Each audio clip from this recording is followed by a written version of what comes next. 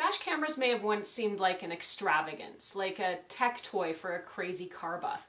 But increasingly, dash cameras are becoming more and more useful, they're popping up more in the news, and they're being used as evidence, or their footage is being used as evidence in all kinds of things from crashes and accidents to insurance investigations. I'm Erin from techgadgetscanada.com, and today we're going to look at a few of the reasons why you might want to choose a dash cam and some of the more important features you'll see in various dash cams today. The primary and most obvious reason to install a dash camera is so the footage can be used as evidence when something's gone wrong. Did a driver really cut you off or turn in front of you? You've got proof. While not as common in Canada, insurance scams do happen. Recently, these guys in Britain were recorded ramming a scooter backwards into the front of a car. They fled after the driver told them she had the whole thing on tape.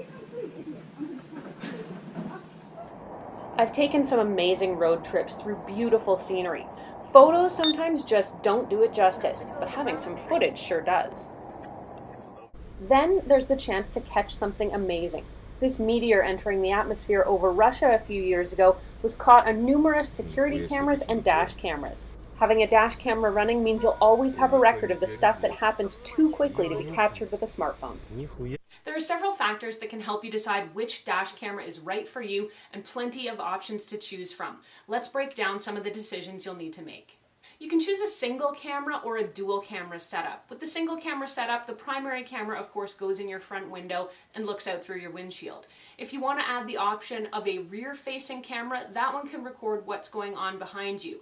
If you want to make sure you're capturing everything that's going on around you, having cameras in both directions is probably the option for you. If you're not quite sure yet why you want a dash camera, or if you're ready for a full-on kit, a front-facing camera will probably do you just fine for now. Wondering whether or not it's worth it to get a rear camera and what it might be able to show you? Well, it can show you what's going on before a crash might happen, like what happened in this situation. After passing a stopped car on the right, the motorcycle hits another car which is pulled over in the far right lane, and you can see what happens. While who's at fault here is obvious, if you get into a rear-ender crash, for example, and someone was maybe texting while they were coming up behind you, having a rear dash cam would help you prove it.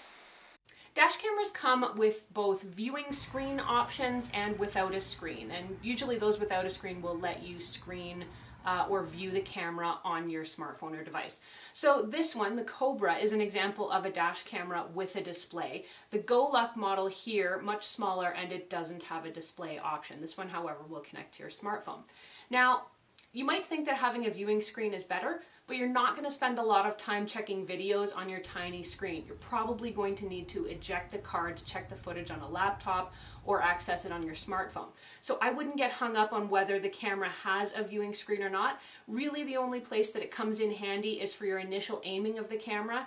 And of course, if you do have a connection to a smartphone, you can check it that way too. Time to talk video quality, and obviously you want to get a good look at the situation. Fortunately, most cameras on the market today have superior video resolution and clarity thanks to HD video technology. There's just no reason why you should settle for a camera that's not full HD these days. Dash cameras come in all shapes and sizes. This thinkware dash camera is a lot more the size of a small point-and-shoot camera, and I'd show it to you, but it's in my car right now. Another option, this Cobra one, it's pretty small and compact, and then of course the Go Luck, about the size of a tube of lipstick. In all honesty, size doesn't really matter here. For the most part, you're going to want something small enough to tuck out of the way behind your rear view mirror, so it's not going to distract you or block your vision. Otherwise, I wouldn't get too hung up on the size of the viewing screen or the size of the camera. So long as you're getting a good quality picture, that's all you're going to need. Having a Wi-Fi or a Bluetooth connection with your dash camera is also a great idea. It's super handy if you need to screen some footage while you're still in your car, parked safely of course. It's also handy if you see something you want to share with others. You'll definitely want to pay attention to how the dash cameras on your shortlist are mounted. There's a couple of different options. Of course, there's the suction cup mount option, and I find this to be the most flexible. This is perfect for somebody who's going to want to be switching the camera from car to car depending on what they're doing. You're not going to have to worry about leaving tape marks all over your windshield or trying to rip it off and break the mount. Now, options that use double-sided tape for some people might feel a lot more secure because it's really going to be stuck in there, unless you get a lot of heat that might damage the tape and that might release the camera.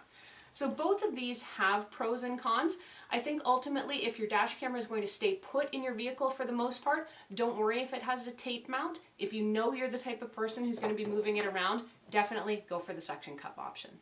When it comes to how your dash camera gets its power, you want to pay attention here. A lot of cameras today are coming with USB connection options, and I think that's the most versatile because you can get one of these cigarette lighter adapters that's got 3 or 4 different USB ports, so you can plug in your dash camera, maybe even your front and rear dash camera, and your phone, whatever else you need to charge up in the car. If the dash camera you're checking out only has a dedicated 9-volt or cigarette lighter adapter, I guess, and the cord is affixed to that, that's going to give you a lot less flexibility. It's going to take up one of those outlets in your car and probably prevent you from charging your smartphone while your car is running and your dash camera is recording. Ultimately, the best way to choose a dash camera is to figure out what you want it to do and then look for the features that are going to build off that. We've got a series on the blog and on the YouTube channel over the coming weeks where we're going to review a whole bunch of different dash cameras and give you the real inside scoop on what they're like, how well they work, and whether or not we think they're good picks. Thanks so much for watching this video. If you liked it and found it helpful, please do hit that like button and consider subscribing. It does help us make more videos that hopefully you all can watch and enjoy. I'm Erin. You can find me on Twitter or Instagram until the next time at ErinLYYC.